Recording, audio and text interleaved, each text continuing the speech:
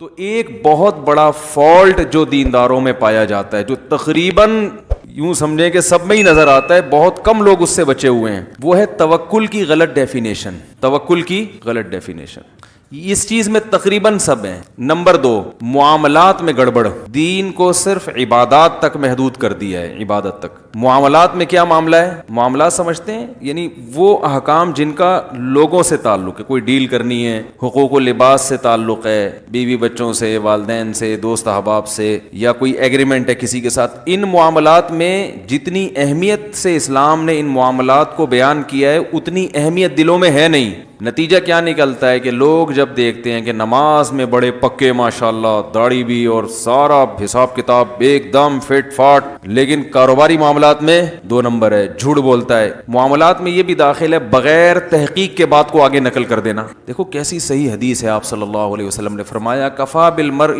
کذبا ان یحدث بکل ما سمع۔ انسان کے جھوٹا ہونے کے لیے اتنا کافی ہے کہ ہر سنی سنائی بات کو آگے نقل کر دے۔ سوشل میڈیا پہ ہو رہا ہے کہ نہیں ہو رہا ہے؟ ایک تو اس وجہ سے بھی کیا کہا جاتا ہے، جو دیندار ہوتے ہیں ان کو اس قسم کی ٹیکنیکل غلطیوں کی وجہ سے بھی کیا کہا جاتا ہے؟ دیندار۔ چند سال پہلے ناگن پہ ایک واقعہ ہوا تھا۔ ایک شخص نے کہیں بائک چھیننے کی کوشش کی، ناکام ہوا، ڈاکو تھا، بھاگ گیا۔ دوسرا بے گناہ شخص جو ہے نا، لوگوں نے اس کو پکڑ لیا، یعنی وہ چونکہ مکس ہو گیا نا، ڈاکو اور لوگ سمجھے یہ ہے، حالانکہ وہ نہیں تھا۔ تو جب ایک آدمی کو غلط فہمی ہوئی نا، اس نے ڈاکو پہ تھپڑ مارا، تو دوسرا اب تحقیق نہیں کر رہا کہ یہ ہے بھی کہ نہیں ہے۔ غلط فہمی کس سے ہوئی؟ ایک سے۔ اب ساری قوم اس بے گناہ پہ چڑھ گئی، وہ چیخ رہا ہے میں نہیں ہوں بھائی، لیکن اب کراؤڈ میں کوئی کسی کی سن نہیں رہا، وہ مار دیا اس کو، جان سے ہی مار دیا۔ تو یہ کیا جذباتی پن ہے بھائی؟ تحقیق تو کرو کہ کون ہے۔ کوئی بھی کسی کو تھپڑ، اتنا آسان ہو گیا ہے نا، آپ کی کسی سے دشمنی ہے، آپ بڑے روڈ پہ کہہ رہو کہ یہ میرا موبائل چھین رہا تھا، اور اس کا موبائل لے کے چھیننے کی کوشش کرو کہ میرا موبائل، لوگ جمع ہو جائیں گے، مار دیں گے اس کو۔ تو یہ حالات ہیں، تو یہ تو جذباتی پن ہے یا نہیں ہے؟ کوئی تحقیق، فحش الزامات لگانے ہو کسی کے اوپر، یوٹیوب پہ ڈال دو فلاں ایسا ہے، چوری بنا دو، کسی کو چور بنا کے پیش کر دو، تو وہ چکر میں بہرحال کسی کو چور بولنا ہو چور بول دو، کسی کو زانی بولنا ہو زانی بول دو، کسی کو بولو میں نے اس کی جیب میں شراب کی بوتلیں دیکھی تھی وہ بول دو، پوسٹ بنا کے چلا دو، کسی کو بول دو کہ یہ چرسی ہے میں نے اس کو پیتے ہوئے دیکھا ہے۔ ہر چیز ہماری مارکیٹ ماشاءاللہ ایسی ہے پاکستان کی، ہر چیز مارکیٹ میں بکے گی۔ سچ بڑی مشکل سے بکتا ہے، سمجھ رہے ہو؟ سچ بیچنے کی میں بہت ٹائم لگتا ہے اس کی۔ اور آپ دیکھ لو نا، میرے بیانات ہوتے ہیں نا علمی، ان پہ شارٹ کلپ پہ ویورز دیکھو، اور ایک بیان کے دوران کہیں درمیان میں کوئی چٹکلا آ گیا یا کوئی ایسی بات آ گئی جو ینگ جنریشن کے لیے بڑی اٹریکٹیو تھی، تو چینل والے نے اس پہ چٹپٹا سا کلپ بنا دیا، اور وہ کلپ ایسا بنا دیا اور لیبل ایسا لگا دیا کہ جو بیان کرنے والا ہے اس کو شرم آ رہی ہے کہ بھائی یہ کیا لگا دیا تو نے۔ سب سے زیادہ ویور کس کے ہوتے ہیں؟ دھڑا دھڑ چل رہا ہو۔ اچھا نیچے گالیاں بھی ہوتی ہیں، مفتی صاحب یہ کیا ہے، یہ کیا لگایا ہے، سن بھی رہے ہیں دیکھ بھی رہے ہیں۔ تو خیر کہاں سے کہاں وہاں چلے گئی۔ تو جو لوگ دینداری کی طرف منسوب ہیں، میں دیندار اس لیے نہیں کہہ رہا کہ وہ دیندار ہوتے نہیں ہیں، دین تو پورے دین پہ چلنے کو دیندار کہا جائے گا نا بھائی۔ جذباتیت جو دماغوں میں شدت پسندی ہے، یہ اس نے بیڑا غرق کر کے رکھا ہوا ہے۔ کسی کی زبان سے کوئی لفظ غلط نکل گیا ممبر پہ یا کہیں میڈیا پہ، اس کی ایسی کی تیسی، یہ تو گستاخ رسول ہے، یہ تو توہین رسالت کا منکر ہے، یہ تو قادیانیوں کا وہ سپورٹر ہے، یہ تو جو ہے وہ علماء کے خلاف ہے، وہ 100 دفعہ قسمیں اٹھا کے بول رہا بھائی میں یہ کہنا چاہ رہا تھا۔ تو ایک وجہ تو یہ ہے کہ جس کی وجہ سے دینداروں کو کیا کہا جاتا ہے؟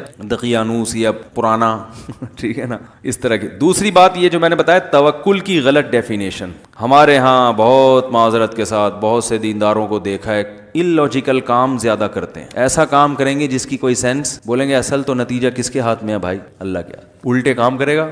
ڈاکٹر نے بتایا ہے کہ آپ کا کولیسٹرول لیول اس اسٹیج تک پہنچ چکا ہے، اگر آپ نے پرہیز نہیں کیا تو آپ کسی بھی وقت ایک دھماکے کے ساتھ پھٹ سکتے ہیں۔ صبح پھر انڈے کھا رہا ہوگا، پراٹھے کھا رہا ہوگا، دیسی گھی پی رہا ہوگا، بھائی موت زندگی تو کس کے ہاتھ میں ہے؟ یہ بے دین لوگ یہ باتیں نہیں کرتے، وہ تو یہی کریں گے ابے بھائی تمیز سے چلو ڈاکٹر، ان کا تو اللہ پر ایمان ہی نہیں ہے نا، ٹھیک ہے نا۔ میں ان کی تعریف نہیں کر رہا کہ وہ صحیح کرتے ہیں، ان کی سوچ بھی غلط ہے، اس لیے کہ اگر سب کو ڈاکٹروں سے ہی ہو رہا ہوتا تو یہ ڈاکٹر جو آپ کو مشورہ دے رہا ہے خود کیوں مر جاتا ہے، ٹھیک ہے نا، خود دھماکے سے کیوں۔ کئی ڈاکٹر ایسے ہیں جو لوگوں کا کولیسٹرول لیول جو ہے نا بالکل بیلنس کرتے کرتے اپنا آؤٹ کر دیا انہوں نے، سب کچھ سیٹ چلتے چلتے بھی۔ وہ مشہور ہے نا کہ جب انسان کی شامت آتی ہے تو اونٹ پہ بیٹھے ہوئے آدمی کو بھی کتا کاٹ لیتا ہے حالانکہ کوئی لاجک بنتی نہیں ہے اس کی, لیکن ہم تو اس کے مکلف ہیں کہ ہمارے کام کی لاجک ہونی چاہیے. تو اب کیا ہوتا ہے کہ توندے بھی نکلی ہوئی ہیں. ایک تو قدرت کی طرف سے پیٹ نکلتا ہے انسان کا, وہ تو اللہ کی طرف سے ہے. وزن بہت سے لوگوں کا بڑا ہوا ہوتا ہے, صحابہ میں بھی بہت سے ایسے تھے جو ان کا ویٹ زیادہ تھا, پیٹ بھی تھا بعض صحابہ کا, وہ قدرت کی طرف سے ہوتا ہے. لیکن اپنی حماقتوں سے پھر بیماریاں آ رہی ہیں, شوگر آ رہی ہے, بلڈ پریشر ہو رہا ہے, کوئی پرہیز نہیں, کوئی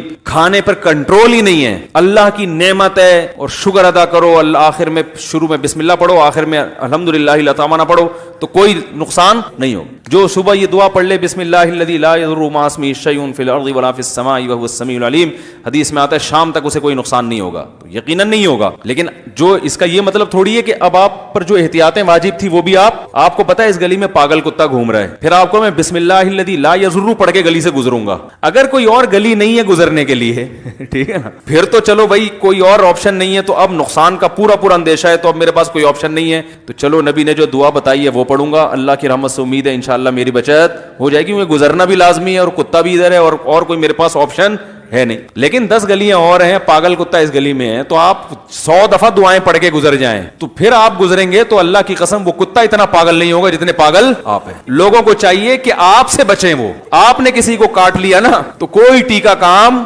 نہیں آئے. اس پاگل کتے نے کاٹ لیا تو اس کے ٹیکے ہیں, آپ اگر کاٹ لو گے, حقیقت بتا رہا ہوں, وہ نہیں بچے گا پھر, کیونکہ آپ اس سے بڑے پاگل ہو. اس کو تو عقل نہیں ہے نا, آپ میں تو عقل ہے. جو ہمارے جو لوگ دین کی طرف منسوب ہیں وہ دلائل دیتے ہیں معجزوں کی, کرامتوں کے جو واقعات ہوئے. کہتے ہیں 313 کا مقابلہ جب 1000 سے ہو گیا, اس کے کوئی اسباب تھے بدر میں, 313 کو اللہ نے 1000 پر فتح دی. بھائی یہ اسباب سے نہیں ہوتا کچھ, ہوتا کس سے ہے؟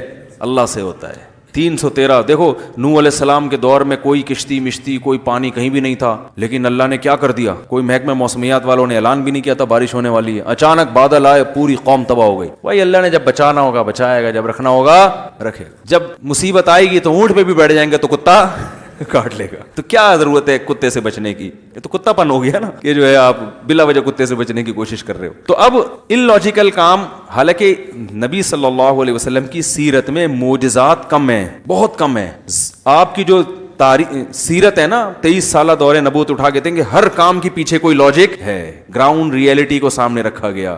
جہاں لڑنا مفید نہیں تھا وہاں لڑائی کو ٹالا گیا, جہاں لڑنا مفید تھا مگر لڑنے کی طاقت نہیں تھی وہاں بھی جنگ کو ٹالا گیا. بھائی ضروری تو ہے مگر پاور نہیں ہے تو کیسے لڑیں گے, سمجھ رہے ہیں, کیسے لڑیں گے؟ جہاں لڑائی کے علاوہ کوئی چارہ نہیں تھا کہ بھائی اب کمزور ہیں مگر اگر نہیں لڑے تو اس سے بھی جائیں گے, تو اب مرتا کیا نہ کرتا بھائی, تو وہاں پھر لڑا گیا. یعنی ہر چیز گراؤنڈ ریئلٹی کو دیکھ کر, اسباب کو دیکھ کر ہو رہی ہے, کوئی جذباتی فیصلہ نہیں ہو رہا. ایک گراؤنڈ ریئلٹی ہے کہ جو سردار ہوتا ہے نا قوم کا, بڑا ہوتا ہے, وہ عزت مانگتا ہے کہ نہیں ہے؟ خالد ابن ولید رضی اللہ تعالی عنہ, انہوں نے غزوہ احد میں مسلمانوں کو کتنا بڑا نقصان پہنچایا کہ نہیں پہنچایا؟ ہونا تو یہ چاہیے تھا, ہم اگر ہوتے ہم کہتے کہ یہ بس ہاتھ میں آ جائیں کسی طریقے سے, ان کو تو چھوڑنا ہے ہی نہیں. احد میں جیتی ہوئی جنگ ہارے ہم ان کی وجہ سے, ابو سفیان اور خالد ابن ولید, یہ 2 حضرات تھے جن کی وجہ سے مسلمان جیتی ہوئی جنگ ہار گئے, اور نبی کے سگے چچا شہید ہو گئے, 70 بڑے بڑے صحابہ شہید ہو گئے, اور اس میں سب سے بڑا کردار کن کا تھا؟ حضرت ابو سفیان اور حضرت خالد بن ولید کا. تو ہم ہوتے, ہم کہتے بھائی ان کو چھوڑنا ایسے ہے جیسے گستاخوں کو معاف کرنا. ہم یہی کہتے ہیں نا, ان کو نہیں چھڑیں گے. پنجاب میں ہوتے تو ہم کہتے مر جاؤں گا, چھڑیں گا نہیں چھڑیں گے. لیکن اگر آپ صلی اللہ علیہ وسلم یہ سوچتے کہ تو جہاں ملے ان کو مار دو, تو آپ تو کیا ہوتا کہ بھائی میرے پاس جو پوری دنیا بھی ابھی ہم نے اسلام کا جھنڈا قائم کرنا ہے, تو میرا پاس لڑنے کے لیے لوگ کون ہیں؟ یہی ہے نا قریش کے لوگ. کیا خیال ہے بھائی, اتنے افراد کہاں سے لے کر آئیں گے؟ اگر انہی کو سارے ظالموں کو مار ہی دیں گے ہم, تو میرے پاس تو اتنے تھوڑے سے لوگ ہیں لڑنے کے لیے. تو بہتر نہیں ہے کہ ان کو کسی طرح اپنا بنانے کی کوشش کی جائے؟ حالانکہ کتنا بڑا کیا جذبات ہوں گے, نبی کے سگے چچا کی ٹکڑے پڑے ہوئے ہیں کیسا. لیکن آپ صلی اللہ علیہ وسلم کیا کر رہے ہیں کہ بھائی آپ نے خالد ابن ولید کو پیغام پہنچایا, پتا تھا سردار ہیں یہ, تلوار کی زور سے ان کو اسلام میں لانا مشکل کام. تو آپ صلی اللہ علیہ وسلم نے صلح حدیبیہ کے بعد خالد ابن ولید کو پیغام پہنچایا کہ دیکھو خالد ابن ولید جیسا سمجھدار آدمی ابھی تک اسلام میں داخل نہیں ہوا, یہ ہماری سمجھ میں نہیں آتا. اور فرمائے تم ہمارے پاس آؤ گے تمہیں عہدہ بھی ملے گا, عزت بھی ملے گی. کیونکہ سردار کو یہ ڈر ہوتا ہے کہ اگر میں نے ان کا مذہب قبول کر لیا تو ایسا نہ ہو میری بے عزتی ہو, مجھے تانے ملیں کہ یار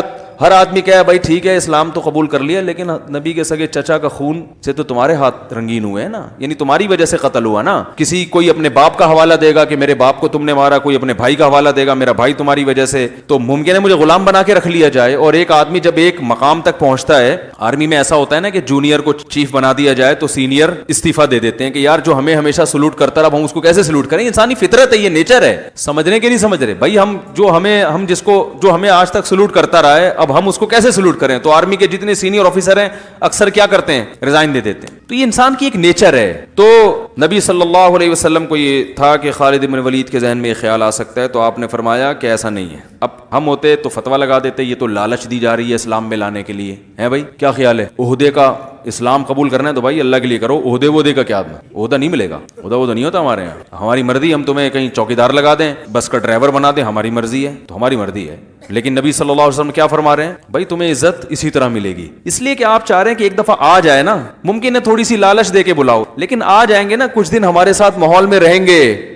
جا رہا ہے آپ کو دنیا پرست بنایا جا رہا ہے, آپ کو کہا دو ہوں لیکن تربیت یافتہ. اور تربیت یافتہ کا مطلب اچھے اخلاق نہیں, تربیت یافتہ کا مطلب سٹی اسکول اور بیکن ہاؤس میں پڑھے گا اور 18واں 20-22 گریڈ کا آفیسر بنے گا, پھر نوٹ چھاپے گا. جو نوٹ چھاپے گا تو یہ تربیت یافتہ. اور جو ٹماٹر کا تھیلا لگائے گا وہ غریب ہے, وہ بے غیرت بھی ہے اور وہ ناکام انسان ہے. جبکہ ہم جو آپ کو سوچ دے رہے ہیں وہ بھائی رکشا چلائے, ٹماٹر بیچے یا کچھ بھی نہ کرے. فاقوں میں ٹائم, ہمارے نبی نے 40 دن فاقے کیے ہیں بھائی, سب سے کامیاب انسان تھے. یہ کامیابی اور ناکامی کا معیار ہی نہیں ہے کہ تمہاری توند بھری ہوئی ہے کہ تمہاری توند خالی ہے. اسلام میں کھانا تو کوئی فضیلت ہے ہی نہیں. کبھی دیکھا مجھے بتاؤ اسلام نے کہا کہ 2 پراٹھے کھانا اسلام میں سنت ہے, اس کے ساتھ 3 انڈے بھی کھایا کرو. یہ تو ہماری اپنی خواہشات ہیں. روزہ ہے اسلام میں, بھوکا رہو. اللہ نے سال میں 1 دفعہ بھوکا رہنے کا حکم دے دیا, 1 مہینہ پورا. کوئی ایک سال میں 1 مہینہ ایسا بھی آنا چاہیے تھا کہ اس میں کھانے کی ترغیب ہو. اسلامی عبادتوں میں نا صرف 3 دن ایسے ہیں جس میں کھانے کی ترغیب ہے, اور وہ بھی اللہ کی مرضی کا کھاؤ گے, اپنی مرضی کا نہیں. وہ ہے بقرعید, ایام اکل و شرب. حدیث میں آتا ہے کھانے پینے کے ایام ہے,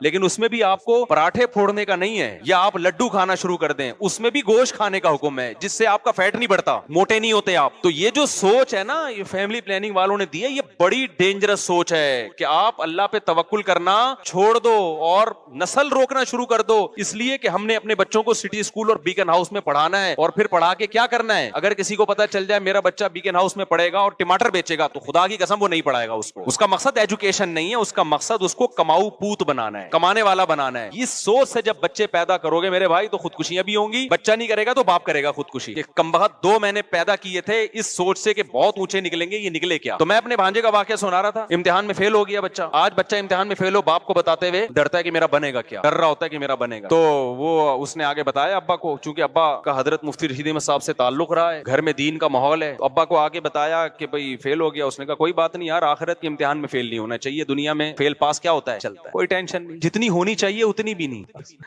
خوشی زندگی گزر رہی ہے یار, بچے بھی کھیل کود کے بڑے ہو گئے اور پھر اسی فیل ہونے والے کی شادی بھی کر دی. یہ تمہارے لبرل لوگوں میں دم ہے, یہ تو دولت کے پیچھے بھوکے ہو گئے ہیں بھائی. یہ اسی میں شادی کر دی کہ بہو میرے خرچے پہ, وہ فیل ہونے والے کی. تمہارا سالہ 6-6 8-8 10-10 لاکھ روپے کما رہا ہے, پھر بھی شادی نہیں کرتے کہ اس بغیرت کی آمدن میں کہیں بہو شریک نہ ہو جائے, وہ بہو کھا جائے گی ہمارے حصے کا. مجھے غصہ آ رہا ہے, میں تو سارا دیکھتا رہتا ہوں نا لوگوں کو. تو تم میرے بھائی اسلام کو صحیح طرح سے قبول کر لو, وہ والا نہیں کہ ظاہری رسومات بس اسلام کی ہوں, اندر نہ داخل ہو. اندر جب تک اسلام نہیں جائے گا نا تو اس وقت تک آپ کو سکون نہیں ملے گا, ڈپریشن میں مرو گے.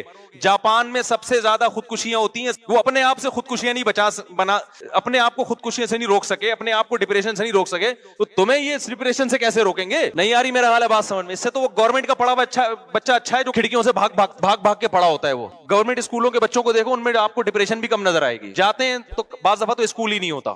گورنمنٹ کے اسکولوں کا حال بتا رہا ہوں, بچہ گیا اسکول ہی نہیں ہے نا, نقشے پہ اسکول ہے, حقیقت میں اب تک اسکول بنا ہی نہیں. بعض دفعہ اسکول بنا ہوتا ہے, دروازے نہیں ہوتے, اس کو پتہ ہی نہیں ہوتا کدھر سے داخل ہونا ہے. میں نے گورنمنٹ اسکولوں کا تو یہی حال ہے, کھڑکیاں ٹوٹی ہوئی ہیں, دروازے ٹوٹے ہوئے ہیں, ٹیچر آ رہا ہے نہیں آ رہا, بچے کو اپنا مستقبل تاریک نظر آ رہا ہے, مگر وہ نوٹ چھاپنے کی مشین بن جاتا ہے فیوچر میں. اور ڈپریشن تو ہوتی نہیں اس کو, کیونکہ اس کو تو کوئی ہے ہی نہیں. آپ لوگوں نے پلاننگ بنائی ہوئی ہے, میں نے اتنی دولت کمانی ہے, میں نے اتنا پیسہ کمانا ہے, میں نے اتنی عزت چاہنی ہے, میرا یہ ہدف ہے, میں نے یہاں تک پہنچنا ہے, اسٹرگل اور محنت. اس کے بعد جب ریزلٹ جن لوگوں کا جو پورے ہو جاتے करते हैं ना उसमें, वो तो हमें नजर आ रहे होते हैं, फिर मोटिवेशनल स्पीकर्स उनको ला रहे होते हैं, देखिए स्ट्रगल का नतीजा देखिए आप। ये असल में सब गोरा कहता है कि मेहनत करो मेहनत, इन्होंने मेहनत की आज कहां तक पहुंचे हुए। अबे तू उन 100 आदमियों को भी लेकर आ उस खुदकुशी करने वाले नौजवान की तरह जिन्होंने दिन रात मेहनत की और ईमानदारी से मेहनत की, मगर रिजल्ट क्या निकला?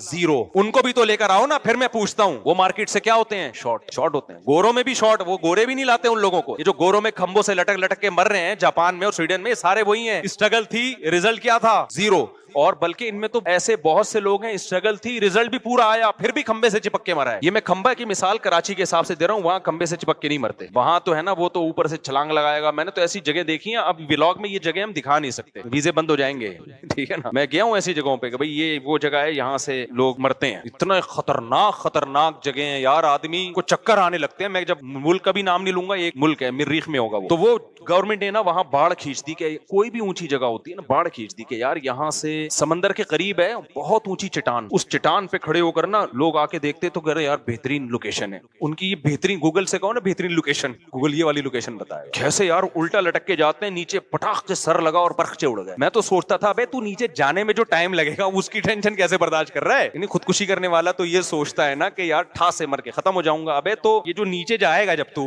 ये भी तो अच्छा खासा फासला है। फिर गवर्नमेंट ने बाढ़ लगाई, लोग उस बाढ़ को क्रॉस कर करके आ रहे हैं, फिर बाढ़ और ऊंची कर दी। अजीब हिसाब है यार। और कमाल की बात है यार, जिस मुल्क में जितनी कम टेंशन है खुदकुशियां, उसमें उतनी ही ज्यादा। फिर मैं बताऊं, नाम नहीं ले सकता मैं, जिस मुल्क में जिसके आप ख्वाब देखते हो ना यार, हमें वो जगह चाहिए। और याद रखो, कल तुमने बूढ़ा होना है कि नहीं होना, मुझे बताओ। गोरे की जवानी की अय्याशी, जो अय्याश है भी ना, उनके बुढ़ों को देखा करो जाके। कल ही वो मैं व्लॉग बना रहा था ना, मुर्गे अंडे पे मुर्गियां बैठी हुई दिखा रहा था मैं व्लॉग में, तो एक शख्स ने कहा कि मैं एथियस्ट था, तो आपके बयान सुन के मैं एथियज्म से तौबा कर ली, और कह रहे मैंने गोरों का देखा है वहाँ जो एथियस्ट लोग हैं ना, अपने बूढ़े माँ बाप के साथ बहुत ही बुरा सलूक करते हैं। जो एथियस्ट लोग हैं अपने माँ बाप के साथ, बोलो, बहुत बुरा, क्योंकि खुदा तो है नहीं। अब वो जाहिर है उस कुर्बानी का जज्बा कहाँ पैदा होगा उन बूढ़े माँ बाप के लिए। कहेंगे यार तुमने अय्याशी कर लिया, बुढ़े हो गए, अब हमें अय्याशी करने दो। कह रहे मैंने जो भयानक अंजाम देखा तो मैं पलट गया। तो उनका बुढ़ापा देखो, बुढ़ापा बहुत डेंजरस है मेरे भाई। तो कल तुम्हारा भी बुढ़ापा है, खुद मजहब को फॉलो नहीं करोगे ना और अपने बच्चों को मजहब पे नहीं लाओगे, तो बुढ़ापा तुम्हारा बहुत खतरनाक। अच्छा, जो बूढ़े मादा परस्त हैं, जिनके घर में मजहब नहीं है और उनकी इज्जत हो रही है और बड़े तमीज से हंसी खुशी जिंदगी गुजार रहे हैं, तो ये वो लोग हैं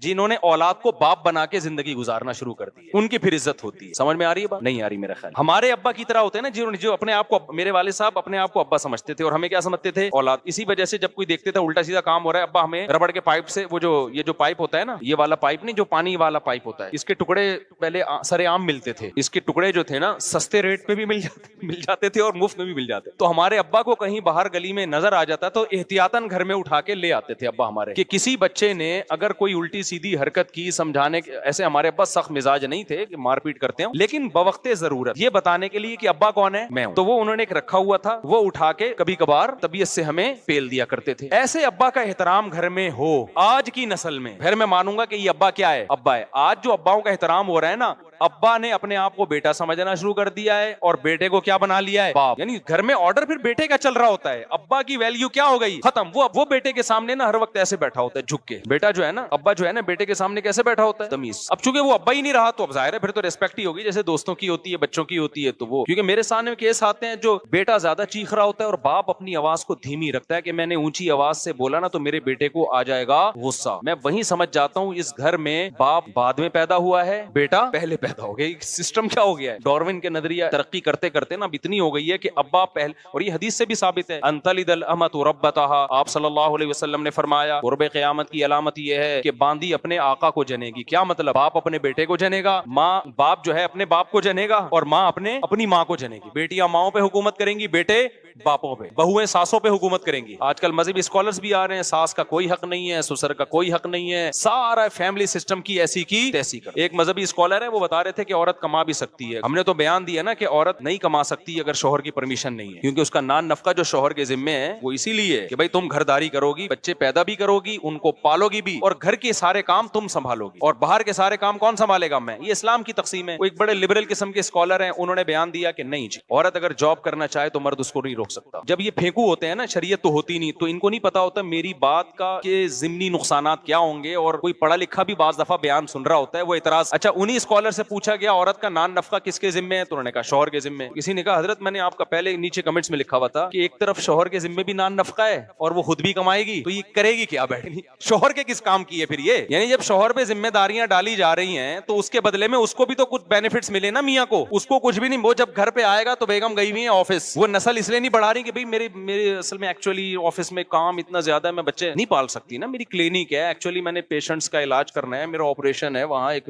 سیریس, وہ وغیرہ وغیرہ 20 قسم کے مسائل ہو سکتے ہیں. جیسے وہ ایک اسکالر نے فتویٰ دے دیا کہ جی آپ جو ہے نا کورونا کے دنوں میں امامت کر سکتے ہیں آپ ویڈیو کال کے ذریعے بھی. امامت ایک بڑے یعنی مذہبی علماء تو کہہ رہے تھے نا کہ اتحاد مجلس ضروری ہے, ایک ہی مکان ہو جہاں امام اور مقتدی ہوں. انہوں نے کہا نہیں جی سائنسی ترقی کا دور ہے, آپ امامت کریں اور ویڈیو آن کر دیں تو لوگ گھروں میں جو ہے نا اس ویڈیو کو دیکھ کے کیا کریں گے, امامت کریں. تو وہ تو انہوں نے پھینک دی لمبی. لوگ کہہ رہے ہیں یہ ہیں پڑھے لکھے مولوی, اور یہ جو دقیانوس قسم کے مولوی, خلافت عثمانیہ کو برباد کرنے والے بھی یہ دقیانوس مولوی اور وغیرہ وغیرہ نا, یہ سائنس اور ٹیکنالوجی کے ساتھ نہیں چل سکتے, یہ بس چاہتے ہیں اپنی دکانیں. ایسے لوگوں کے کمنٹس. تو کسی پڑھے لکھے نے اس پہ کلپ بنایا, اس نے کہا یار ایک آدمی اسلام آباد میں ہے امام, وہ وہاں نیت مانتا ہے امامت کی, اور لائیو ویڈیو چل رہی ہے, کراچی والے بھی دیکھ رہے ہیں, وہ یہاں نیت باندھ لیتے ہیں. قبلہ کراچی سے جو ہے نا 1000 کلومیٹر قریب ہے اور اسلام آباد سے 1000 کلومیٹر تقریباً دور ہے, تو امام پیچھے نہیں ہے بلکہ 1000 کلومیٹر پیچھے مقتدیوں سے کھڑا ہوا ہے. یہ کون سی امامت کی قسم ہے یار کہ امام جو ہے نا پیچھے اور آدھے مقتدی. یہ تو وہی ہو گیا بیٹا کس کو جن رہا ہے, اپنے باپ کو پیدا کر رہا ہے. تو اس کے بعد سے پھر ان کا نیا کلپ نہیں آیا.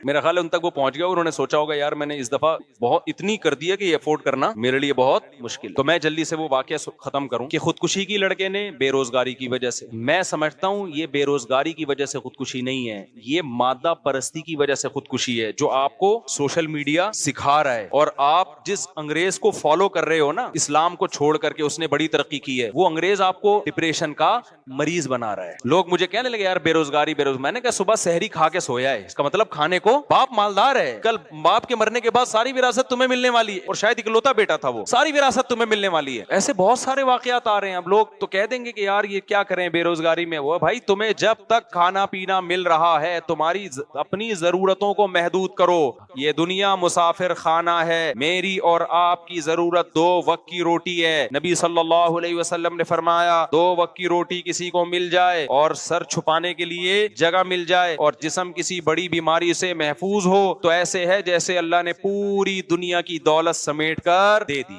بس اب اگر آپ ٹینشن لوگے تو اس کا مطلب آپ ذہنی طور پر بیمار ہو, حقیقت میں آپ کو پریشانی نہیں ہے. اب آپ اس چیز کی ٹینشن لے رہے ہو. اور جو لوگ کہتے ہیں نا تانے مل رہے ہیں ماں باپ کی طرف سے, تو بھائی نکل جاؤ گھر سے. اچھا ان کے ابا کو میں نے کیا مشورہ دیا وہ بھی میں بتا دوں. اب بیٹے کی ٹینشن تو بیٹا تو گیا خودکشی کی, ابا آئے کہہ رہے ہیں مجھے ایک تو بیٹے کی موت کی ٹینشن, اب رشتے دار مجھے تانے دے رہے ہیں کہ تم نے چونکہ اس کو بے روزگاری کا تانا دیا تھا نا. اچھا ابا بے روزگاری کا تانا نہیں دے رہے تھے, ابا یہ دے رہے تھے ایک تانا کہ یار لاکھوں روپے لے کے مجھے مقروض بنا دیا تم نے. ابا منع کر رہے تھے قرضہ نہ لو کسی سے, جتنا اللہ نے دیا ہے اسی میں کاروبار کی کوشش کرو, قرضے نہ چڑھاؤ. یہ بات بالکل ٹھیک تھی نا ابا کی. کیا ہو گیا بھائی, ابا دیندار آدمی ہے, ابا پرہیزگار آدمی, ابا کو یہ ٹینشن نہیں ہے کہ بیٹا کما کے نہیں کھلا رہا. وہ ابا کا چلتا پھرتا کاروبار ہے, وہ تو ماشاءاللہ داڑھی ہے, نمازی ہے, وہ تو اس کو ٹینشن نہیں ہے. دینداروں کو تھوڑی ٹینشن ہوتی ہے بیٹا کما رہا ہے کہ نہیں کما رہا. کما رہا ہے ٹھیک ہے, نہیں کما رہا تو بیٹا جب تک ہمارے خرچے پہ کھا رہا ہے کھاتا رہے. ہاں ابا ہمارے ابا کی طرح ہینڈر سے کوٹتے رہیں گے, ہر تھوڑے دنوں کے بعد احتیاطاً کیا ہوگا, کٹتا رہے گا آدمی جیسے ہم کٹتے تھے. ہمیں تو ابا سے جب پیٹے ہیں تو کبھی خیال نہیں آیا کہ ابا نے ہمیں مارا کیوں, تھوڑی دیر ٹینشن ہوئی, اس کے بعد نارمل لائف کہ بھائی ابا ہے یار, ابا کے احسانات کیا ہیں. گھر ہمیں ابا کی وجہ سے ملا بھائی, نام ہمیں ابا کی وجہ سے ملا, عزت ہمیں.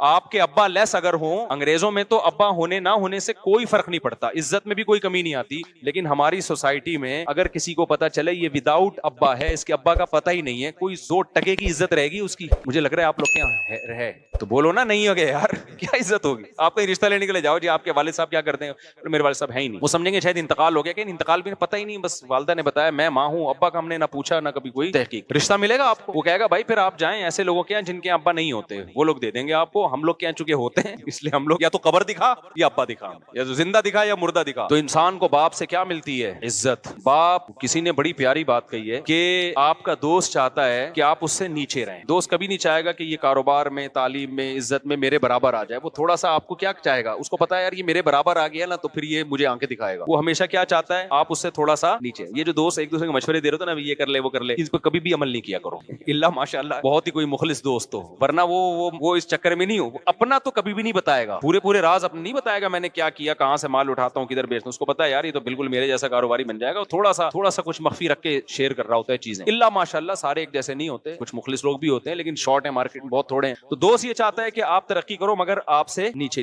دوستی کا تقاضا ہے کہ ترقی تو وہ چاہتا ہے لیکن اتنی نہیں کہ وہ آپ کے برابر آ جائے. بھائی کا رشتہ یہ ہوتا ہے, بھائی چاہتا ہے کہ آپ ترقی کرو, آپ کے برابر آ جاؤ, لیکن وہ بھی یہ بہت کم بھائی ایسے ہوتے ہیں جو یہ چاہیں کہ یہ مجھ سے آگے نکل, کیونکہ وہاں پھر جیلسی کا عنصر پیدا ہونا شروع ہو جاتا ہے. یار یہ تو ہمارا ہی باپ بن گیا ہے بھائی, تو وہ بھی چاہے گا ترقی کرو مگر کہاں تک, بولنے پہ گورنمنٹ نے پابندی لگائی ہے آپ کے برابر آ جائے وہ, لیکن باپ پتہ ہے کیا چاہتا ہے, باپ کی ہمیشہ یہ خواہش ہوتی ہے کہ میری جو اولاد ہے وہ مجھ سے آگے نکلے. ایسا پیارا اللہ نے رشتہ بنایا ہے. تو اگر کبھی ہینڈر سے پکڑ کے کوڑ دے تو یار مار کھاؤ, اس میں یہ تو فضیلت کی چیز ہے. آنا شروع کر دیں گھر جا کے اپنی اولادوں کو بلا وجہ. میں تو اولادوں کو مشورہ دے رہا ہوں, باپوں کو مشورہ نہیں دے رہا کہ آپ باپ ہونا ثابت کرنے کے لیے کوٹا کریں. میں اولادوں کو کہہ رہا ہوں اگر ابا تھوڑے سخت مزاج ہیں تو اللہ کے لیے کیا کر لو, بولو نا, برداشت کر لو. تو اب مسئلہ کیا ہے, آج کل برداشتیں کیا ہو گئی ہیں, ختم. بچہ پیدا کیا پیسہ کما کے دے گا. اچھا میں ان کے ابا کا واقعہ مکمل کر دوں. ان کے ابا جب ٹینشن میں آئے نا کہ یار کہہ رہے اب میرے لیے ایک ٹینشن کھڑی ہو گئی ہے, ہر خاندان میں شخص مجھے تانے دے رہا ہے کہ تم نے بے روزگاری کے تانے دیے تھے بچے کو, تم نے جو ہے وہ, اچھا تانے تو سارا ہی خاندان دے رہا تھا اس کو, یہ تانا دے رہے تھے کہ میرے اوپر جو لاکھوں روپے کا تم نے قرضہ چڑھا دیا, جو میں بار بار منع کر رہا تھا کہ قرضے نہ لو. جو عزت دار آدمی ہوتا ہے نا وہ یہ برداشت نہیں کرتا کہ اس کے گھر پہ کوئی دروازہ نوک کر کے اپنے پیسے مانگے. عزت دار آدمی کے لیے بہت بڑی ٹینشن ہے یہ, سمجھ رہے کہ نہیں سمجھ رہے. اب اولاد نے باپ کی پرمیشن کے بغیر قرضے لیے اور ٹینشن میں کس کو ڈال دیا, باپ کو ڈال دیا. تو باپ کی ٹینشن تو بجا ہے نا بالکل. اب وہ کہہ رہے ہیں, وہ میرے پاس بیچارے پہلے بھی آئے کہ یار میں اتنی ٹینشن میں پڑ گیا ہوں, ہر آدمی آ رہا ہے, میں بچے کو کہہ رہا ہوں کہ تو نے مجھے کس مصیبت میں ڈال دیا ہے, یہ تو حق بنتا تھا نا. اب بچے نے کیا کیا, جا کے خودکشی کر لی. اب سارا خاندان ان کو تانے دے رہا ہے کہ دیکھو تم نے اس کو قرضوں کا تانا دیا, تمہاری وجہ سے خودکشی. اب یہ ایک تو بچے کا غم, اولاد سے بہرحال انسان کو فطری محبت ہوتی ہے. اتنی بیچاروں نے دعائیں کی مغفرت کے لیے, میرے پاس بھی آئے. تو میرے پاس اب پھر دوبارہ جب دوسری دفعہ آئے نا, آنکھیں اندر گئی ہوئی, حلقے پڑے ہوئے ان کے, رو کے حال خراب, اور کہہ رہے ہیں اب میں ایک نئی ٹینشن میں جا رہا ہوں, میری بیوی مجھے ٹینشن دے رہی ہے, میرے گھر والے مجھے ٹینشن دے رہے ہیں کہ تمہاری وجہ سے بچے نے خودکشی کی ہے. کیا حل ہے حضرت؟ میں نے کہا پہلی بات تو یہ کہ آپ ذرہ برابر بھی مجرم نہیں ہے, کیونکہ جرم کا احساس انسان کو ڈپریشن میں لے کے جاتا ہے. اور میں نے کہا اگر آپ سے غلطی بھی ہوئی ہے نا, اس کا بھی اسلام نے حل دیا. بھائی اسلام کے پاس سب چیزوں کا حل موجود ہے. میں نے کہا کتنے بڑے سے بڑا جرم ہوا, میں نے کہا زیادہ زیادہ یوں ہم کہیں گے کہ یہ قتل آپ کے کھاتے میں ڈال دیں, ہم یہی کہیں گے نا کہ آپ نے مارا ہے. میں نے کہا اس کا بھی اسلام نے حل کیا بتایا, 2 رکعت پڑھ کے اللہ سے کیا کرو. صحیح بخاری کی حدیث ہے, ایک شخص نے 99 انسانوں کو قتل کیا تھا. کتنے, ایسا نہیں کہ ان کو ٹینشن دی, بے روزگاری کا تانا دیا, پھر وہ کھمبے سے جا کے چپکے, خود ٹھا کر کے مارا ان کو. یار تم لوگ کو بات سمجھ میں نہیں آتی. دیکھو قتل 2 طرح کے ہوتے ہیں, ایک ہے آپ قتل کا ذریعہ بنے ہیں, ایک ہے قتل کیا ہے آپ نے. پھر ذریعے کی بھی 2 قسمیں ہیں, ایک ہے مضبوط ذریعہ بنے ہیں, ایک ہے بہت کمزور ذریعہ بنے ہیں. اس کو فقہ کی اصطلاح میں کہتے ہیں فعل فاعل مختار. فعل فاعل مختار کیا مطلب, ایک بندہ ہے, آپ نے اس کی کنپٹی پہ گولی رکھ کے ٹھا کر کے مار دیا, وہ مر گیا. اس قتل پہ کیا ہے, شریعت کیا کہتی ہے, آپ کو بھی ٹھا کر کے مارا جائے گا, کیونکہ خود سے آپ نے یہ عمل کیا ہے. آئی بات سمجھ میں. ایک ہے آپ نے کسی کو ترغیب دی کہ تو فلاں بندے کو مار دے, جا کے بہت ثواب ملے گا تجھے, ترغیب دی, میں تجھے اتنے پیسے دوں گا. وہ گیا, اس نے ٹھا کر کے بندہ مار دیا, تو وہ لٹکے گا, آپ قصاصاً قتل نہیں کیے جاؤ گے. کیوں؟ اس لیے کہ آپ نے جو ترغیب دی ہے نا, آپ نے اس کو مجبور تھوڑی کیا ہے. قاتل کو, قاتل نے بالکل اپنے اختیار سے مقتول کو قتل کیا ہے, اس میں آپ کی کوئی زبردستی نہیں, صرف موٹیویشن تھی آپ کی. تو موٹیویشن بھی جرم ہے, قتل نفس کا گناہ تو آپ کو ملے گا, لیکن دنیا میں اسلامی قانون میں یہ اس سے کم درجے کا جرم ہے کہ ایک آدمی ڈائریکٹ جا کے قتل کر رہا ہے اور ایک دوسرے کو قتل کرنے کی ترغیب. تو دنیاوی احکام میں یہ کم درجے کا جرم ہے. پوری دنیا میں اس پہ آپ کو لٹکایا نہیں جائے گا کہ جی ترغیب اس نے دی تھی. ہاں قیامت کے دن تو آپ کو بھی قتل کا گناہ ملے گا. قیامت کے جو اصول ہیں وہ تو کچھ اور ہے نا, لیکن دنیا کے اصول کیا ہیں, بولو کچھ اور ہے. تو ترغیب کا تو گناہ ملے گا, اس پہ آپ کو عدالت چترول بھی لگا سکتی ہے, قید بھی کر سکتی ہے, سزا دے کے پھر چھوڑ دے گی, کیونکہ آپ نے بھائی اس کو صرف موٹیویشن کی ہے نا, کرنے والا کون ہے, وہ بندہ ہے. آئی بات سمجھ میں. تیسری صورت کیا بنتی ہے, ایک بندہ تھا, آپ چاہتے تھے اس کو مارا جائے, آپ نے قاتل کو کہا تو جا کے مار دے, اور میں نے اس کو پیچھے سے پکڑ کے رکھوں گا, باندھ کے رکھوں گا, تو اس کے سر پہ گولی مار دینا. مارنے والا کون ہے, قاتل. آپ کون ہو, پکڑنے والے. اب آپ بھی مباشر کہلاؤ گے. اب دونوں کو لٹکایا جائے گا, اس لیے کہ دونوں قتل میں پریکٹیکلی شریک ہیں. آئی بات سمجھ میں. ایک صورت کیا ہے؟ آپ نے کسی کو جا کے کہا تو مر جا، اس زندگی سے موت کیا ہے بہتر ہے. اس نے کہا اچھا یار یہ مسئلہ تو مجھے معلوم ہی نہیں تھا، اس زندگی سے موت کیا ہے بہتر ہے. اس نے بندوق اٹھا کر کے اپنے آپ کو مار لیا. اب تو چترول بھی نہیں لگیں گے آپ کو، بس گناہ ہوگا. کسی مولوی صاحب کے پاس جاؤ گے، مولوی صاحب کہیں گے توبہ کر یار، تو کس قسم کے مشورے دے رہا ہے لوگوں کو. اب دنیا کی کوئی عدالت یا اسلامی عدالت قاتل کو لٹکا سکتی ہے جس نے مشورہ دیا تھا؟ اس لیے کہ بھائی وہ فعل فاعل مختار، وہ آدمی خود مختار تھا، وہ نہ عمل کرتا آپ کے مشورے پر. گناہ تو ملے گا کہ آپ نے غلط مشورہ کیوں دیا، بہت بڑا گناہ ملے گا، چھوٹا گناہ نہیں ملے گا. لیکن نہ دنیا میں قتل کا کیس بنے گا، نہ آخرت میں سزا ملے گی. آپ کہہ سکتے ہو اللہ میں نے برائی کا مشورہ دیا تھا، بندے نے اپنے آپ کو ٹپکا دیا، میں نے بندوق پکڑائی اس کو، نہ میں تو پھر بھی یہ جرم ہے. ایسا نہ ہو کہ مشورے دینا شروع کر دیں آپ، لیکن لٹکایا نہیں جائے گا. اور اس سے بھی کم درجے کا جرم یہ کہ آپ ایک آدمی کو ٹینشن دے رہے ہو، اور وہ ٹینشن بھی بنتی ہے، اس نے آپ کو ٹینشن دی ہے، اس نے آپ کو لاکھوں روپے کا مقروض بنا دیا.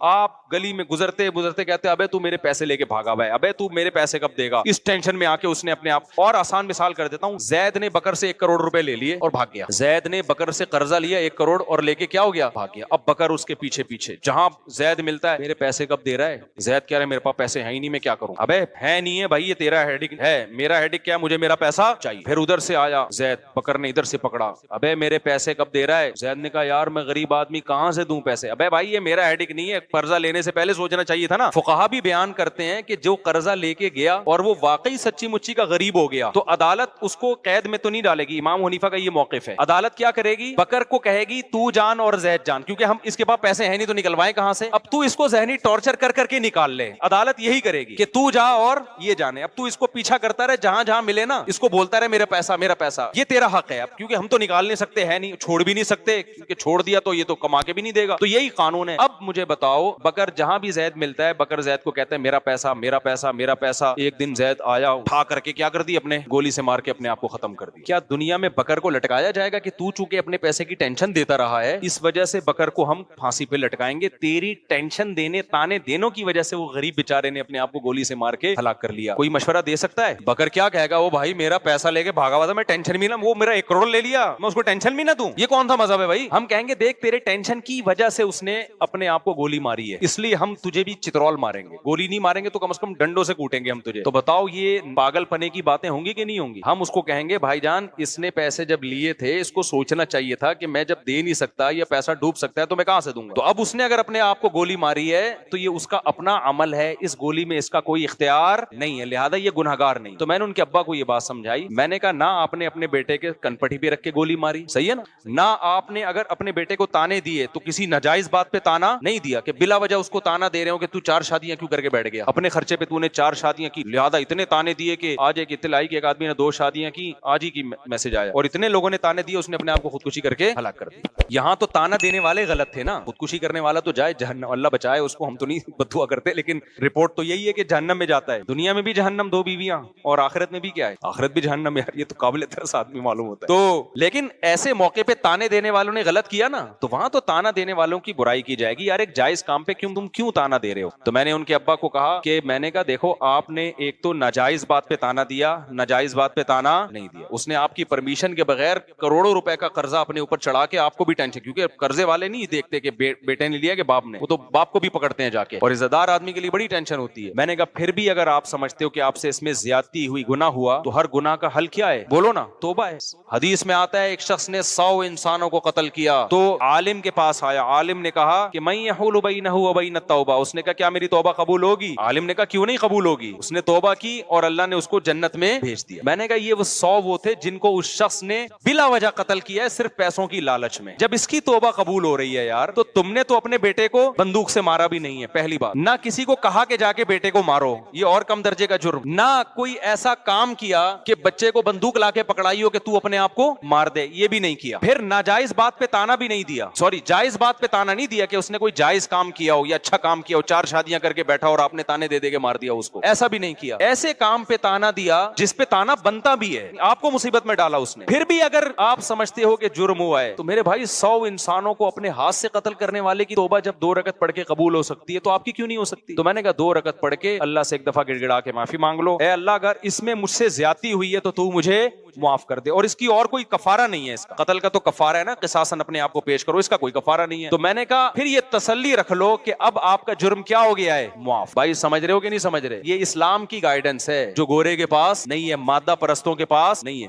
میں نے کہا اس 2 رکعت پڑھ کے آپ ایک دفعہ تسلی سے توبہ کر لو گے نا, اس کے بعد بھی اگر آپ ڈپریشن میں جاتے ہو کہ یار پتہ نہیں میں نے جرم تو نہیں کیا, اس کا مطلب اب آپ مجرم ہو. اب آپ کیا کر رہے ہو؟ مجرم ہو. خوب سمجھو اس بات کو. علماء کہتے ہیں انسان سے کوئی گناہ ہو جائے, گڑ گڑا کے ایک دفعہ توبہ کر لے, پھر بھی اگر وہ اس گناہ کی ٹینشن لیتا ہے نا, اس کا مطلب اس میں تکبر ہے. یہ اپنے گناہ کو اللہ کی رحمت سے بڑا سمجھتا ہے, یہ سمجھتا ہے اللہ معافی نہیں کر سکتا, یہ جرم ہے. پھر معافی مانگو ایک دفعہ گڑ گڑا کے, اس کے بعد اس جرم کو ہمیشہ کے لیے بھول جاؤ, اور یہ تسلی رکھ لو کہ گناہ پہ سزا دینے والا کون ہے؟ اللہ. اور معاف کرنے والا بھی کون ہے؟ اللہ ہے. پھر بھول جاؤ. پھر اس کو بار بار سوچنا نقصان دہ ہے, تم خدا سے آگے نکل رہے ہو. اس کا مطلب مجھے ایک واقعہ یاد آتا ہے نا موسیٰ علیہ السلام کے دور کا. یہ واقعہ پتہ نہیں مستند ہے یا نہیں ہے, ہمارے ٹیچر نے اسکول میں ہمیں یہ واقعہ بتایا تھا. مجھے نہیں پتا یہ مستند واقعہ ہے یا نہیں ہے, لیکن بعض واقعے اتنے مستند نہیں ہوتے, لیکن اس سے جو سبق ملتا ہے وہ شریعت کے بالکل مطابق ہوتا ہے, یعنی شریعت یہی چاہتی ہے. تو کہتے ہیں کہ موسیٰ علیہ السلام کے دور میں نا ایک عورت سے زنا ہو گیا. اس نے آ کے موسیٰ علیہ السلام سے پوچھا کہ مجھ سے ایک بہت بڑا جرم ہو گیا ہے, آپ اللہ سے پوچھیں کہ اگر میں توبہ کروں تو کیا وہ جرم معاف ہو جائے گا؟ موسیٰ علیہ السلام نے اللہ میاں سے جا کے پوچھا, اللہ میاں نے کہہ دیا ہاں بھائی اس سے کہو کہ اللہ کے سامنے گڑ گڑا کے توبہ کر لے, معاف ہو جائے گا. پھر اس عورت نے کہا کہ اصل میں مسئلہ یہ ہے کہ بہت بڑا جرم ہے, ہلکا نہیں ہے. اتنا بڑا جرم سمجھ میں نہیں آ رہا کہ 2 رکعت پڑھ کے گڑ گڑا کے معافی مانگ کے ایک دفعہ میں معاف ہو جائے گا, یہ سمجھ سے کیا ہے؟ غلط ہے. آپ ذرا دوبارہ پوچھیں کہ چھوٹا نہیں ہے, بہت بڑا جرم ہے, بہت بڑا جرم. موسیٰ علیہ السلام نے دوبارہ پوچھا کہ اللہ نے کہا جتنا بھی بڑا جرم, دیکھو جو حقوق العباد ہوتے ہیں نا, اس میں کسی سے پیسے لیے ہوئے ہیں وہ تو پیسے بھی واپس کرنے پڑیں گے, توبہ بھی کرنی پڑے گی. کسی بندے کو قتل کر دیا تو توبہ بھی کرنی ہے اور اس کے وارثوں کو دیت بھی دینی ہے, اس میں تو الگ معاملہ ہے. لیکن یہاں تو کوئی دیت کفارہ نہیں ہے نا, تو جن جرموں میں کفارہ نہیں ہے میں ان کی بات کر رہا ہوں. آپ نے رمضان کا روزہ توڑ دیا جان بوجھ کر, اب آپ کہہ رہے ہو 2 رکعت پڑھ کے گڑ گڑا کے معافی مانگوں گا معاف ہو جائے گا, نہیں معاف ہوگا, 60 روزے بھی رکھنے پڑیں گے آپ کو. وہاں کفارہ ہے. وہ جرائم جن میں کفارہ نہیں, جیسے زنا کر لیا تو کوئی کفارہ نہیں ہے, اس کا صرف توبہ ہے. انٹرنیٹ پر کوئی فحش مووی دیکھ لی, اللہ بچائے سب کو اس پلید عمل سے, اب اس کا کوئی کفارہ نہیں ہے, اس کی کیا ہے؟ توبہ ہے. یا اسی طرح زنا کر لیا, یا ہینڈ پریکٹس ہے, یا یہ جو لڑکوں سے بدفعلی ہے, یا ماں باپ کا دل دکھا دیا, یا یہ کہ اس طرح کے بہت سارے, نماز جان کر قضا کر لی, اب اس کا نماز کا تو یہ کہ قضا بھی پڑے. تو میں ان جرموں کی بات کر رہا ہوں جن میں شریعت کی طرف سے کفارہ نہیں ہے. قسم توڑ دی یہ جرم ہے تو توبہ بھی کرنی پڑے گی اور قسم کا کفارہ بھی دینا پڑے گا. لیکن وہ جرائم جن میں کفارہ نہیں ہے, آپ کہہ سکتے ہیں جس نے 100 انسانوں کو قتل کیا تھا اس نے صرف توبہ کی ہے, تو وجہ اس کی یہ تھی کہ اس نے جو صرف توبہ اس لیے توبہ سے قبول ہو گیا کہ وہ غریب آدمی تھا, اس کے پاس ان لوگوں کی دیت دینے کے 100 آدمیوں کو کہاں سے جا کے دیت دیتا. وہ ہمارے پاس بھی بعض دفعہ کوئی قاتل آتا ہے, کہتے ہیں میں نے قتل کیا لیکن میں بہت رویا ہوں اللہ کے سامنے, اب میں کیا کروں؟ تو میں کہتا ہوں یار جن کا قتل کیا ہے نا ان کی کوئی دیت باندھ دو, کسی طرح ہدیے کے نام پہ نا کچھ اتنے اماؤنٹ بنتا ہے حسب توفیق, ہر مہینے ہدیے کے نام پہ کسی بھی طریقے سے یہ دینا پڑے گا آپ کو. تو اگر نہیں ہے تو پھر ظاہر ہے جب آ جائیں تو پھر دے دینا. تو جن گناہوں کا کفارہ نہیں ہے میں ان کی بات کر رہا ہوں. اب کیا ہے کہ وہ موسیٰ علیہ السلام کے پاس گئی, اس نے کہا کہ موسیٰ آپ نے اللہ سے پوچھا گناہ معاف ہو جائے گا. ایکچولی وہ چھوٹا گناہ اس زمانے کا ایکچولی جو بھی بنتا ہوگا اس عبرانی زبان میں, آپ کہیں گے انگلش تو آتی نہیں تھی نا اس کو. تو موسیٰ علیہ السلام نے پھر اللہ سے پوچھا, اللہ میاں نے کہا جتنا بھی بڑا ہو, میری ظاہر ہے میری رحمت سے بڑا تھوڑی ہے, معاف کر دوں گا اگر آئندہ کے لیے ارادہ کرے کہ نہیں کرے گی وہ یہ گناہ. پھر وہ آئے 3-4 دفعہ جب ہو گیا نا, پھر اس عورت نے کہا بھائی میں نے زنا کیا ہے, اتنا بڑا گناہ کیسے معاف ہو جائے گا؟ تو موسیٰ علیہ السلام نے اللہ سے جا کے پوچھا, اللہ نے کہا اب نہیں ہوگا, اب معاف نہیں. اس لیے کہ جو جس کو خود میری رحمت پہ یقین نہیں ہے, موسیٰ کلیم اللہ بار بار بتا رہے ہیں کہ جتنا بڑا جرم بھی ہو اللہ معاف کر دیتا ہے, تو جس کو خود میری معافی پہ اشکال ہو رہا ہے کہ یہ تو نہیں ہونا چاہیے معاف, بھائی یہ تو غلط کر رہا ہے اللہ تعالیٰ. یعنی اس کا مطلب تو یہی ہوا نا کہ اللہ کو ہم سے پوچھ کے قوانین بنانے چاہیے کہ قابل معافی ہے اور پوری جائیدادیں ہڑپ کر گیا تو یہ تو معاف نہیں ہونا چاہیے, یہ تو سزا ملنی چاہیے. بندہ مار دیا, یہ کر دیا, وہ کر دیا, زنا کر لیا, یہ تو نہیں ہونا چاہیے بھائی معاف. تو کہتے ہیں موسیٰ علیہ السلام کو اللہ نے کہا کہ اس سے بولو اب معاف نہیں ہوگا. کیوں بھائی, تجھے ایک دفعہ بتا دیا,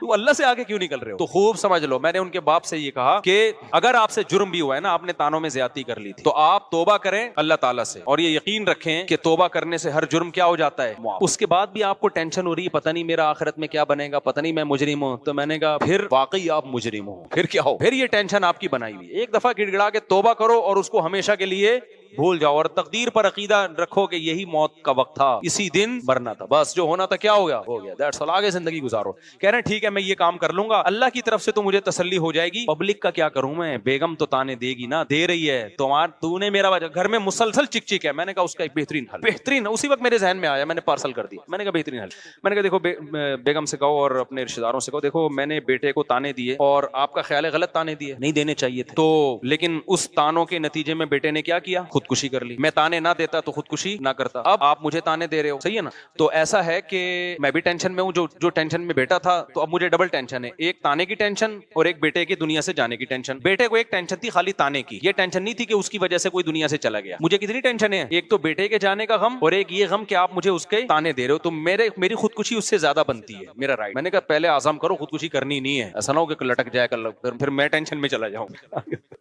کہ یار میری وجہ سے گیا. میں نے کہا یہ تو سوال ہی پیدا نہیں ہوتا, خودکشی تو ہے ہی نہیں. لیکن ان کو بتانے کے لیے کہ جب دو تانے, اس کو ایک قسم کا تانا ملا, ٹینشن ہوئی تو اس نے خودکشی کی. اب ایک ٹینشن مجھے بیٹے کے جانے کی اور ایک آپ کے کہ تیری وجہ سے گیا ہے. تو ایسا ہے کہ ٹینشن کی وجہ سے بندہ خودکشی کرتا ہے نا, تو ٹینشن کی وجہ سے پھر میرا بھی حق بنتا ہے.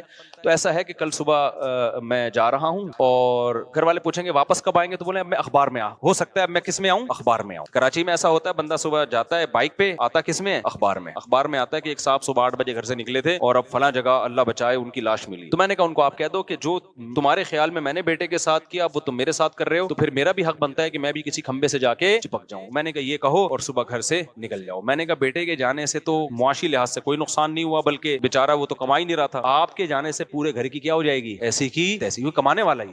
یہ گھر والے کتنا ظلم کرتے ہیں یار, ایک آدمی کے ٹکڑوں پہ تم پلتے ہو, وہ گیس بجلی کا بل وہ دے رہا ہے, گھر بنا کے اس نے دیا, اس کو سکون تو دو نا تم. وہ 4 دن کے لیے تمہیں گھر سے چھوڑ کے چلا جائے, تم روڈ پہ آ جاؤ گے, تم سارے خودکشیاں کرو گے. اگر غلطی ہوئی بھی ہے اس سے تو اس کے احسانات ان غلطیوں سے زیادہ ہیں. گھر کے سربراہوں کے ساتھ آج کل سلوک کیسا ہو رہا ہے مارکیٹ میں. میں نے کہا میرے بھائی اس کی خودکشی تو یہ چند دن میں بھول کے افورڈ کر لیں گے, تمہارا مارکیٹ سے شارٹ ہونا خاندان افورڈ نہیں کر سکتا, کیونکہ تمہاری وجہ سے کتنے لوگوں کو رسک مل رہا ہے, کما رہا ہے نا ایک آدمی, بزنس کر رہا ہے. میں نے کہا آپ نکل جاؤ اگلی فلائٹ سے چترال نکل جاؤ اور وہاں کسی پہاڑ پہ کھڑے ہو کر ویڈیو بناؤ. پھر مرنا نہیں کہ ایسا نہ ہو, میں مجھے بار بار اپنے بارے میں ڈرتا کہ یار یہ میرے کھاتے میں نہ. ویڈیو بناؤ کہ بیگم میں نے اپنے بیٹے کو تانے دیے, وہ لٹک گیا, اب مجھے بھی تانے مل رہے ہیں, یہ کھائی اور یہ میں. اس کے بعد فون 1 گھنٹے کے لیے بند کر دو. تو میں نے کہا انشاءاللہ تھوڑی سی بھی غیرت ہوئی. ان کی بیگم تو ماشاءاللہ دیندار ہیں, نیک ہیں, وہ تو وقتی طور پر انسان کو ٹینشن ہوتی ہے تو وہ کرتا ہے, تو حل بھی تو اس کا ہمیں بتانا ہی پڑتا ہے نا. میں نے کہا انشاءاللہ فون آ جائے گا بھائی, 2 وقت سے گھر میں روٹی کا انتظام نہیں ہو رہا, مسائل کھڑے ہو رہے ہیں, ایک تو گیا دوسرا بھی جائے گا, ہم تو بالکل ہی لیس ہی ہو جائیں گے ہر چیز سے, تو کائنڈلی آپ تشریف لے آئیں. اور پھر بیگم کہے گی کسی نے میرے میاں کو تانا دیا نا, اس کی ایسی کی تیسی. تو اللہ کا شکر ہے وہ گئے ہیں, اس کے بعد سے اب تک ان کا کوئی نہ میسج آیا, یا تو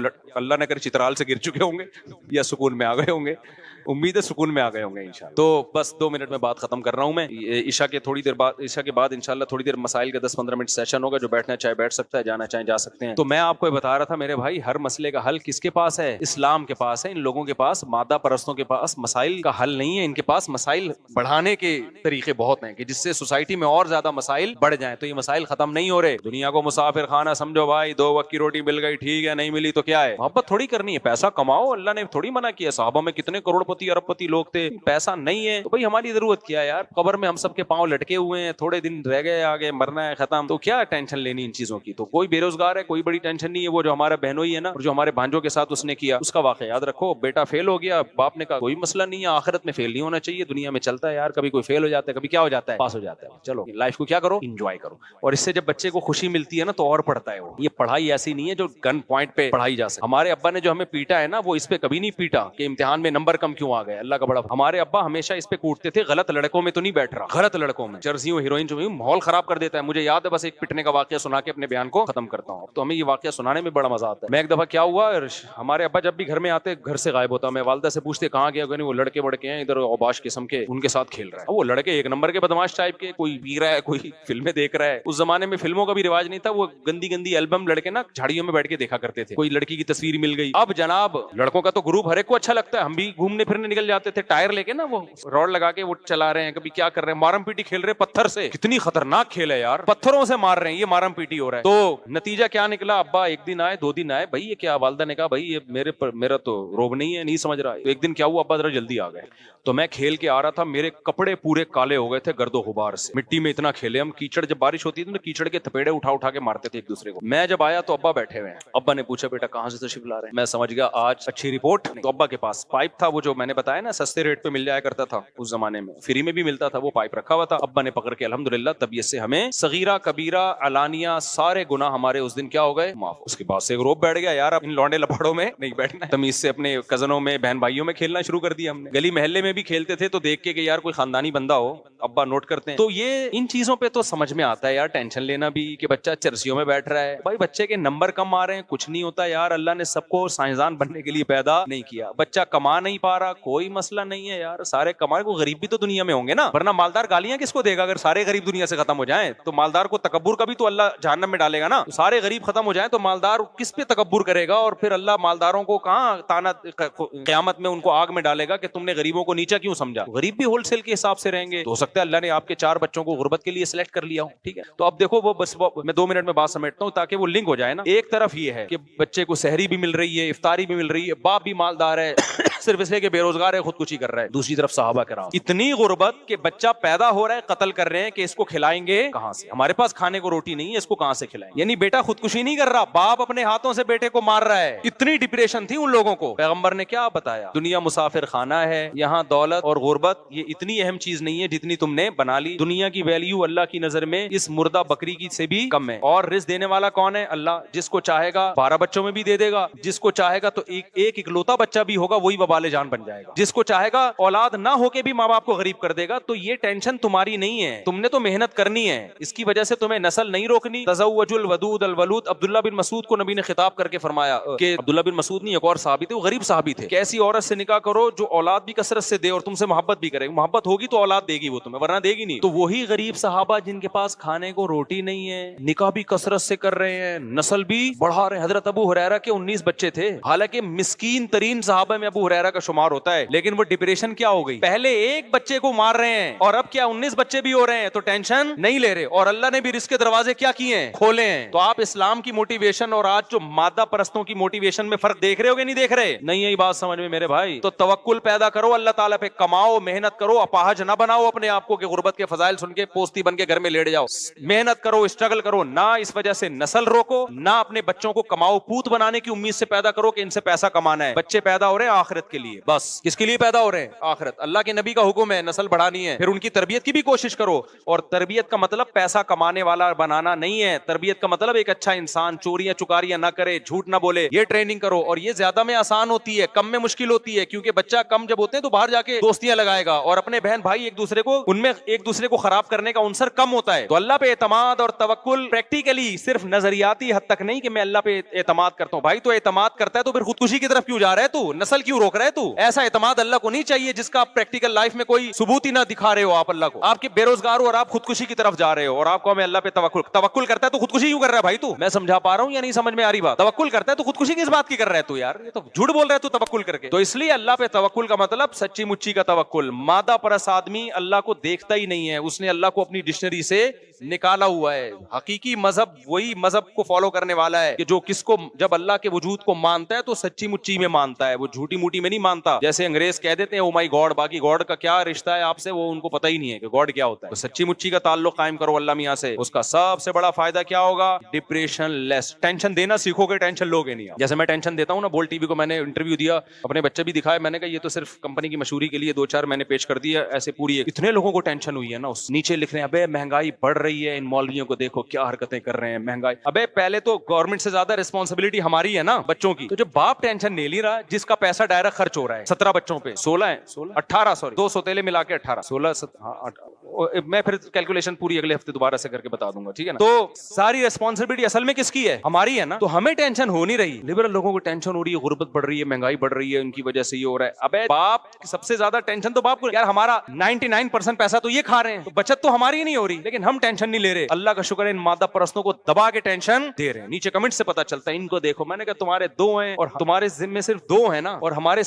17 کی ٹینشن بھی کون لے رہا ہے؟ تم لے رہے ہو, ٹھیک ہے نا. ہم تو کچھ ہی منا رہے ہیں الحمدللہ. اس لیے میرے بھائی اسلام کو دل و جان سے فالو کرو گے تو مزہ آئے گا, اوپر سے فالو کرو گے کوئی فائدہ نہیں ہوگا. اللہ ہمیں دل و جان سے اسلام کو فالو کرنے کی توفیق عطا فرمائے.